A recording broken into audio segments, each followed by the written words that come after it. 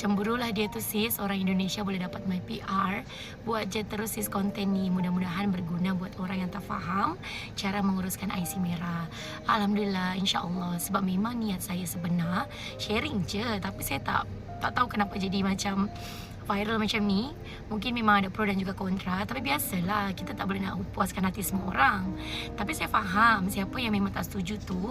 Saya faham perasaan dia, fikiran dia, risau, takut tiba-tiba undang-undang bertukar, takut tiba-tiba sistem bertukar, takut tiba-tiba jadi problem kan. Tapi sebenarnya tak perlu risau, sebab kalau kita ada dokumen yang lengkap kan, selagi kita ikut undang-undang yang betul, kita ikut jalan yang betul, kita pun behavior baik-baik, insya-Allah mana-mana je kita duduk dekat negara, bukan sekat Malaysia je ya.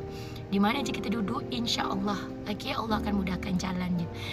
Jadi minta tolong untuk siapa yang memang tengok video saya ataupun video saya ni lalu dekat VTT awak, tolong fikir dengan hati yang bersih, fikiran yang positif, okey? Ambil side positif, okey? Semoga akak dan abang semua dimurahkan rezeki.